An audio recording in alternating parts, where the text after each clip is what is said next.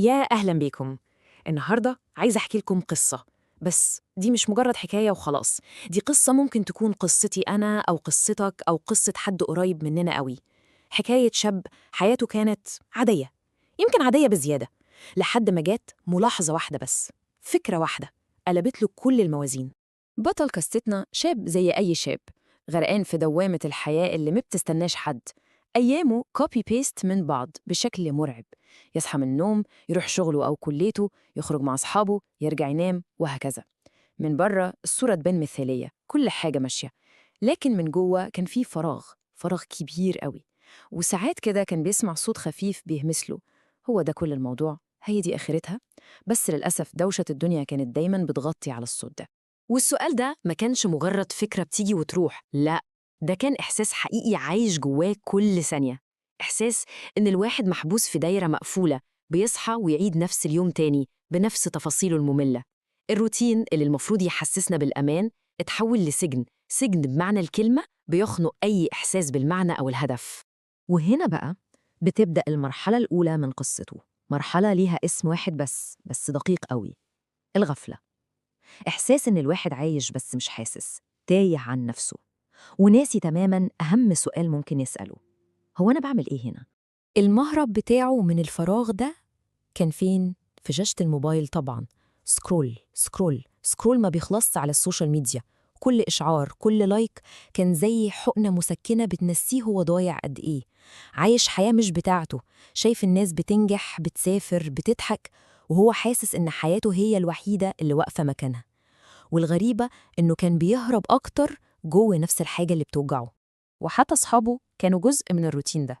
هو بيحبهم بس القعدة معاهم بقت محفوظة، نفس الهزار، نفس الكلام عن الماتشات ومشاكل الشغل. الضحكة بتترسم على الوش، بس عمرها ما كانت بتوصل للقلب. ضحكة مطفية كده بتخبي وراها إحساس بالوحدة، وإن محدش فاهم اللي جواه بجد. كانت مجرد طريقة يقتلوا بيها الوقت سوا وخلاص. وفي وسط الدوشة دي كلها كان في حاجة أهم بكتير، أهم من أي حاجة بتتأجل: علاقته بربنا، الصلاة، اللي المفروض تكون فاصل الراحة بتاعته. كان بيبني بينه وبينها سور عالي من الأعذار. أصلي مش مركز دلوقتي، مش مشكلة، لما أروح هجمعهم، يا عم ربنا غفور رحيم. أعذار شكلها مقنع من بره، بس هي في الحقيقة كانت مجرد طريقة يسكت بيها صوت الضمير اللي عمال يزن جوه. يعني يومه كان ببساطة يصحى متأخر، يفضل يقلب في السوشيال ميديا، يقابل صحابه، يسمع الأذان ويقول هشوف الموضوع ده بعدين، واليوم يخلص على كده. دايرة مقفولة، الأذان بيأذن 5 مرات، يعني 5 نداءات، 5 فرص للواحد يفصل ويقف بين إيدين ربنا. وفي كل مرة كان بيختار إيه؟ يأجل، يفضل في الدوشة بتاعته، لحد ما كلمة بعدين دي ما بقتش مجرد تأجيل، لأ، بقت هي أسلوب حياته. وفضل ماشي في الدايرة دي، مطمن قوي إن بكرة هو النهاردة. بس الحياة ليه حسابات تانية خالص، والروتين ده مستحيل يكمل للأبد. وفي يوم عادي زي أي يوم، الدايرة دي اتكسرت بصدمة، صدمة محدش كان عامل حسابها. فجأة الكلمة دي لوحدها مرعبة. عارف ليه؟ لأنها بتيجي تمسح كل الخطط، كل الأعذار، وكل كلمة بعدين اللي كنا راكنينها على جنب. فلحظة، ثانية واحدة بس، كل حاجة بتتشقلب. وفي وسط كل إشعارات الموبايل اللي شبه بعضها دي، جت رنة تليفون. رنة مختلفة، صوتها حقيقي مش صوت نوتيفيكيشن. رنة قدرت تخترق دوشة الغفلة اللي كان عايش فيها، وكانت شايلة خبر هيرجع يرتب كل حاجة في حياته من الأول تاني. الصوت اللي رد عليه كان مخنوق، بيطلع بالعافية. قال كلمتين اتنين بساط قوي، بس نزلوا عليه زي الصاعقة: صاحبنا راح. عقله وقف. راح ازاي؟ ده لسه امبارح كان منزل ستوري، ده احنا كنا لسه بنرتب الخروجة بكرة. يعني ايه راح؟ حس كأنه في حلم وحش ومش عارف يصحى منه. ومن اللحظة دي دخل في مرحلة تانية خالص، مرحلة المواجهة مع الحقيقة اللي كلنا بنحاول نهرب منها، حقيقة الموت. والمواجهة دي حصلت في مكان واحد بس: الجنازة. لأول مرة من سنين طويلة حس إن دوشة العالم كله سكتت. مفيش صوت إشعارات موبايل، مفيش الضحكة المطفية دي، مفيش أي حاجة غير صمت. صمت رهيب، تقيل قوي، لدرجة إنه كان حاسس بوزنه. الصمت ده كان صوته أعلى من أي كلام سمعه في حياته. بيبص حواليه، شايف وشوش صحابه، نفس الوشوش اللي كانت بتهزر امبارح، النهاردة عليها صدمة، ذهول وحزن، حزن حقيقي. أول مرة يشوفوا عليهم، شافهم واقفين بيصلوا بخشوع، سمع صوت الإمام وهو بيدعي بصوت واطي وحزين. كل حاجة، كل تفصيلة صغيرة كانت عاملة زي الخبطة في قلبه، بتفكفكه حتة ورا حتة. وهو شايل النعش والأول مرة في حياته يحس بتقل حقيقي على كتفه، مش مجرد خشب. وفجأة السؤال ده ضرب في دماغه زي الكهرباء. طب لو كنت أنا اللي جوه، لو كانت الأسماء بس هي اللي اتبدلت، لو كانت دي نهايتي أنا، الناس هتقول عني إيه؟ طب أنا هقابل ربنا بإيه؟ في اللحظة دي بالذات، لحظة واحدة بس، شريط حياته كله جرى قدام عينيه.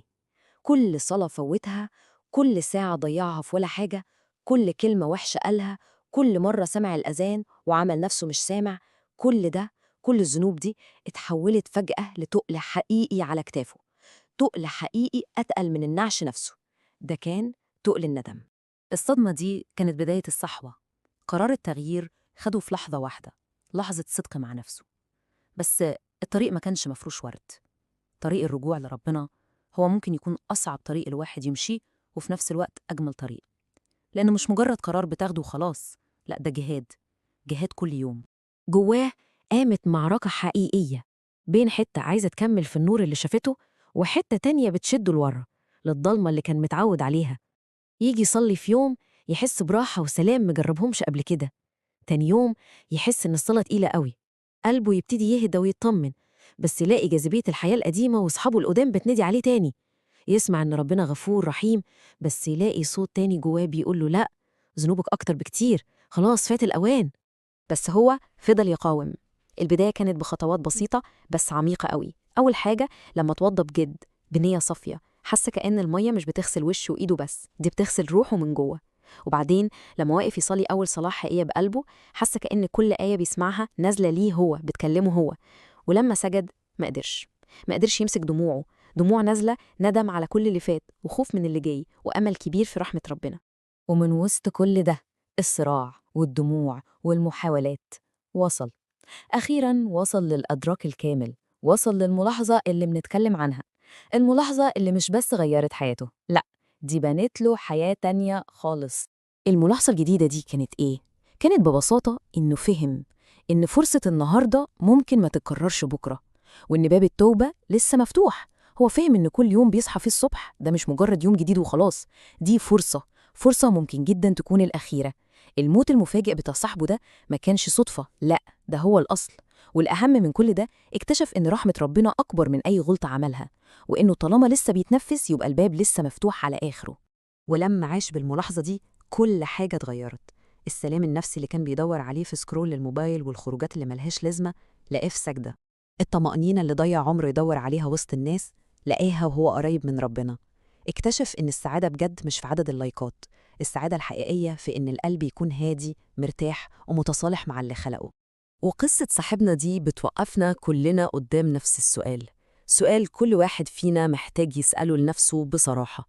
طالما باب التوبة لسه مفتوح، وطالما فرصة النهاردة لسه في إيدينا، وطالما النفس لسه طالع وداخل، يا ترى إحنا مستنيين إيه؟ يا ترى هنبدأ إمتى؟ لو القصة دي لمست قلب أي حد فينا، اعملوا لايك واشتركوا معانا عشان توصلكم قصص تانية زيها. وممكن تشاركونا في التعليقات إيه أحساسكم، أو لو في قصة شبه دي حصلت ممكن تكون سبب في تغيير حياة إنسان. واكتبوا استغفر الله بنية صافية، يمكن تكون الكلمة دي هي اللي تمحي اللي فات وتفتح لنا كلنا صفحة جديدة. شكرا جدا ليكم.